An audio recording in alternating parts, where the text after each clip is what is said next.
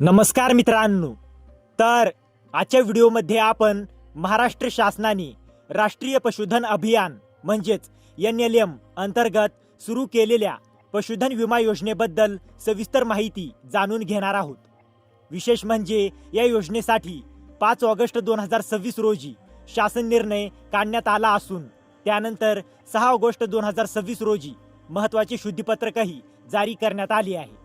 त्यामुळे हा व्हिडिओ पशुपालक शेतकऱ्यांसाठी खूप महत्त्वाचा आहे. चला तर मग जाणून घेऊया या योजनेत नेमकं काय आहे. तर पशुधन विमा योजना का सुरू करण्यात आली?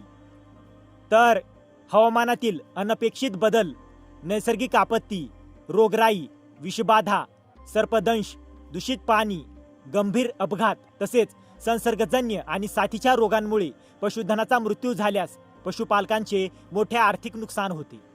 हे आर्थिक नुकसान कमी करण्यासाठी पशुधनाला विमा संरक्षण देणे आणि पशुपालकांना आर्थिक स्थैर्य मिळवून देणे हा या योजनेचा मुख्य उद्देश आहे.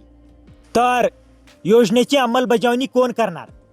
तर महाराष्ट्रामध्ये या योजनेची अंमलबजावणी महाराष्ट्र पशुधन विकास मंडळ नागपूर म्हणजेच MLDB या राज्य अंमलबजावणी संस्थेमार्फत केली जाणार आहे. विमा कंपनीची निवड करण्यासाठी निविदा प्रक्रिया घेण्यात आली होती आणि त्यामध्ये agriculture insurance company of India limited अर्थात AIC यांनी सर्वात कमी विमा हप्ता दर दिला आहे. तर कोणते पशुधन विम्यासाठी पात्र आहे?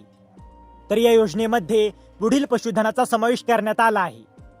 देशी आणि संकरित दुधाळ गाई, म्हशी, बैल, रेडे तसेच शेळ्या आणि मेंढ्या. तर एका कुटुंबाला किती पशुधनाचा विमा? तर प्रत्येक कुटुंबासाठी कमाल 10 पशुधन घटकांपर्यंत विमा संरक्षण मिळणार आहे. आणि इथे 6 ऑगस्टच्या शुद्धीपत्रकात महत्त्वाची सुधारणा करण्यात आली आहे.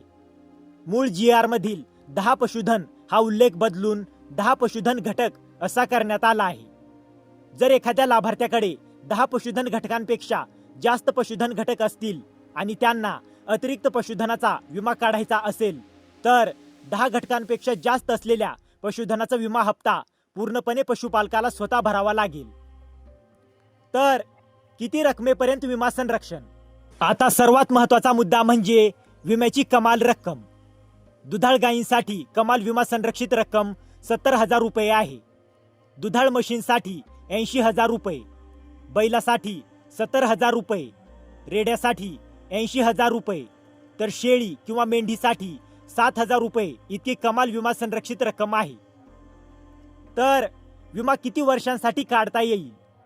तर पशुपालकाच्या इच्छेनुसार विमा 1 वर्ष, 2 वर्षे किंवा 3 वर्षांसाठी काढता येईल.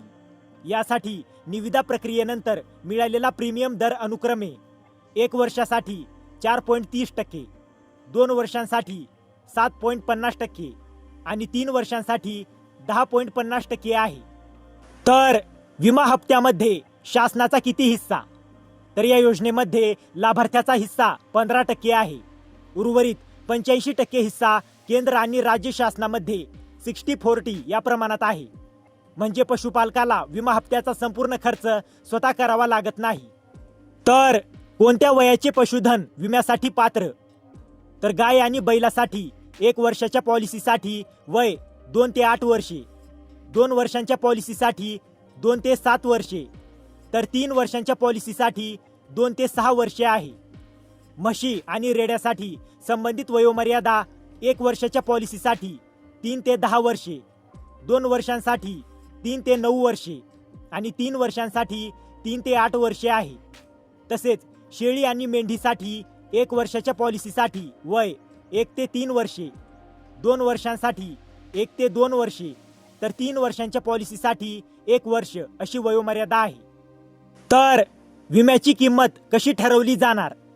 तर पशुधनाची किंमत चालू बाजारभावानुसार निश्चित केली जाणार आहे. पशुधनाची किंमत लाभार्थी आणि विमा कंपनी यांच्याकडून पशुवैद्यकीय अधिकाऱ्याच्या उपस्थितीत संयुक्तपणे निश्चित केली जाईल. दुधाळ गायी आणि म्हशींच्या बाबतीत दूध उत्पादनाचाही विचार करण्यात येणार आहे. तर विम्यासाठी महत्त्वाची अट इयर टॅग. ही माहिती विशेष लक्षात ठेवा.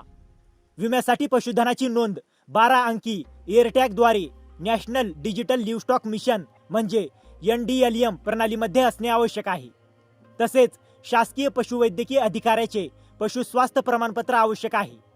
तर कोणती कागदपत्रे लागतील? तर पशुपालकाचे ओळखपत्र जसे की आधार कार्ड, मतदार ओळखपत्र, ड्रायव्हिंग लायसन्स किंवा बँक पासबुकची स्वयंप्रमाणित प्रत आवश्यक आहे. तसेच पशुधनाचा सर्व बाजूंनी उभा असलेला फोटो ज्यामध्ये एअरटॅग नंबर स्पष्ट दिसतो आणि पशुपालकासोबत पशुधनाचा फोटो आवश्यक आहे. याशिवाय नोंदणीकृत पशुवैद्यकीय व्यावसायिकाने प्रमाणित केलेले पशुस्वास्थ्य प्रमाणपत्र आवश्यक आहे. तर पशुधनाचा मृत्यू झाल्यास विमा मिळेल का? तर होय, विमा कालावधीत अपघात, पूर, वीज पडणे, दुष्काळ, वादळ, आग, उष्णतेची लाट, भूकंप यांसारख्या नैसर्गिक आपत्तीमुळे तसेच नैसर्गिक मृत्यू किंवा रोगामुळे पशुधनाचा मृत्यू झाल्यास विमा दावा करता येईल. मात्र शासनाने नियमित केलेले आवश्यक लसीकरण पशुधनाला केलेले असणे आवश्यक आहे. तसेच पशुधनाचे पूर्ण किंवा अंशतः अपंगत्व या विमा संरक्षणामध्ये समाविष्ट नाही. वाहतूक देखील या विमा संरक्षणामध्ये समाविष्ट नाही. तर मृत्यू झाल्यानंतर सर्वात महत्त्वाचे काय? तर पशुधनाचा मृत्यू झाल्यानंतर 24 तासांच्या आत विमा कंपनीला कळवणे ही पशुपालकाची जबाबदारी आहे. विमा कंपनीला कळवताना policy number, UID tag number, बँकेचे नाव, मृत्यूची तारीख आणि वेळ तसेच मृत्यूचे कारण अशी माहिती द्यावी लागेल. मृत पशुधनाची विमा कंपनीकडून पाहणी होईपर्यंत सामान्य परिस्थितीत मृतदेह 24 तास उपलब्ध ठेवणे आवश्यक आहे. काही अपवादात्मक परिस्थितीत ही मुदत 36 तासांपर्यंत असू शकते. नंतर एअरटॅग बाबत अत्यंत महत्त्वाची सूचना. तर या योजनेमध्ये नो टॅग नो क्लेम ही अट आहे. म्हणजे पशुधनाच्या कानातील वैध टॅग नसेल तर विमा दावा नाकारला जाऊ शकतो. मात्र नैसर्गिक आपत्तीमुळे झालेल्या मृत्यूच्या बाबतीत या अटीला अपवाद नमूद करण्यात आला आहे. तर विमा दावा किती दिवसांत मिळणार? तर सर्व आवश्यक कागदपत्रांची पूर्तता झाल्यानंतर विमा कंपनीने 15 दिवसांच्या आत दावा रक्कम लाभार्थ्याच्या आधार संलग्न बँक खात्यामध्ये DBT द्वारे जमा करणे बंधनकारक आहे.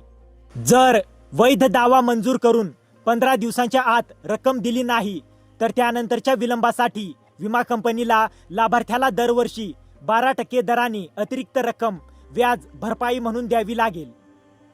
तर विमा कंपनीने दावा नाकारला तर विमा कंपनीने दावा नाकारल्यास प्रकरण प्रादेशिक नियंत्रण समितीसमोर आणणे बंधनकारक आहे. प्रादेशिक समितीने दाव्याचा 30 दिवसांच्या आत पुनर्विचार करायचा आहे.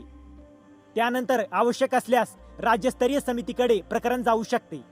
आणि आणखी एक महत्त्वाची सुधारणा, 6 ऑगस्टचे शुद्धीपत्रक. आता दुसऱ्या महत्त्वाच्या कागदपत्राकडे लक्ष द्या.